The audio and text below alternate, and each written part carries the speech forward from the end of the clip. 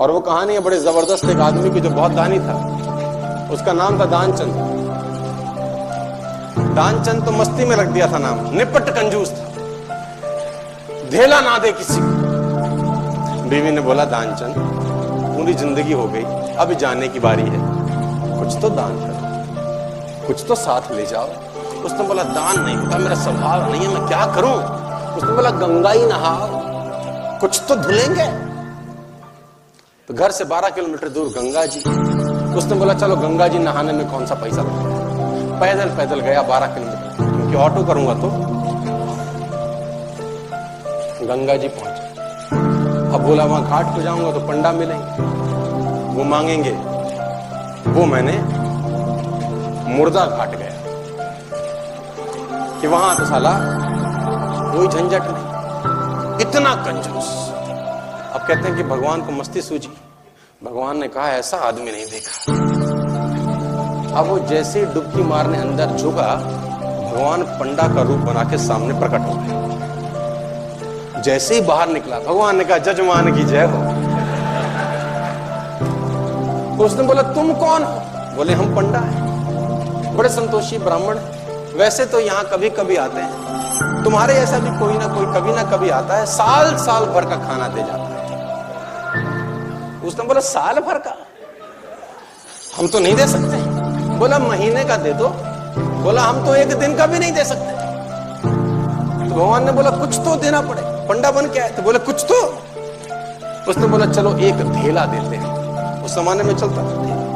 भगवान ने बोला चल तू धेला ही। बोला वो भी अभी नहीं है, उधार ले लो। भगवान ने बोला चल उधार ही टेक तो। उसने बोला उधार है, फिर कभी देंगे। तो बोला ठीक है। गया वापस 12 किलोमीटर, थका हारा। 12 गया था, 12 आया, थका आया। घर में आके सो गया। थोड़ी देर बाद घर का दरवाजा खटखटा। जजमान की जय हो। बीवी ने दरवाजा खोला, देखा तो वही पंडा। बोला हाँ। बोला वो आपके पति देव ने कुछ उधार लिया है, वो लेने आए। पत्नी ने आदमी को जगाया, जागो, किसी पंडा को कुछ कहने को दे आए थे? बोले हाँ। बोला आ गई हैं बाहर। बोला जाके कह दो कि उनका तबीयत खराब है। अब कंजूसी देखो। अब वो जाके बोली उनकी तबीयत बहुत खराब है।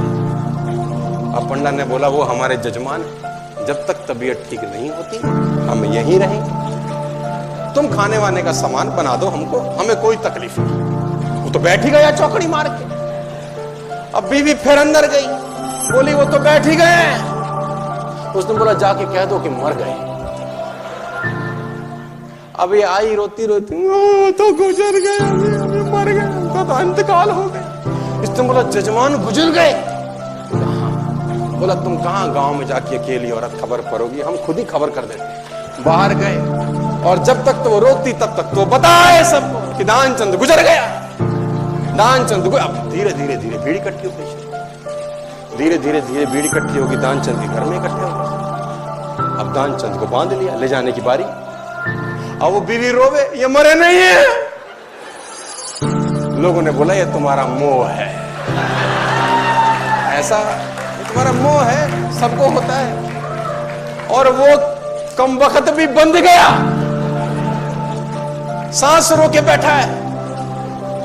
अब उसको ले जाने लगे, राम नाम सत्य है, और वो भी चल पड़ा। इतना निपट कंजूस, चिता पे रखा।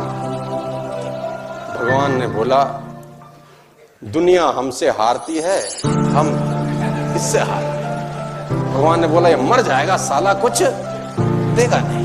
भगवान ने बोला हम जजमान के कान में कुछ कहना चाहते हैं। लोगों ने बोला कह दो महाराज, अब तो बस तैयारी है। भगवान ने उसके कान में बोला आया हूं बैकुंठ से तुझ संग नाता जोड़। मैं बैकुंठ से आया हूं, तेरे संग नाता हमने जोड़ा है, हम भगवान है, आंखें खोल। इसको लगा अरे वाह वाह, तो खुद भगवान आ गए। जैसी आंखें खोली, देखा सामने वही पंडा, फिर आंखें बंद कर ली। भगवान ने बोला भाई तू मांग ले, क्या मांगता है, तेरे से कुछ मांगने नहीं आए। इसने बोला हमको कुछ नहीं चाहिए, बस धेला छोड़ दो और जाओ। तो इतना कंजूस,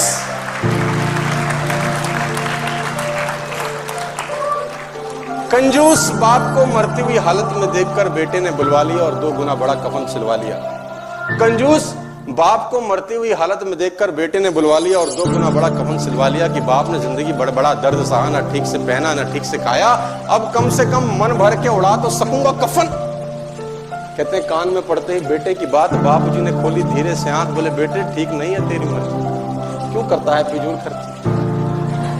इस कफन के आधे कपड़े से मेरी लाश ढकना, आधा संभाल के रखना, कपड़ा है रखा रहेगा, खराब नहीं जाएगा, तू जब मरेगा तेरे काम आएगा। इतनी कंजूस।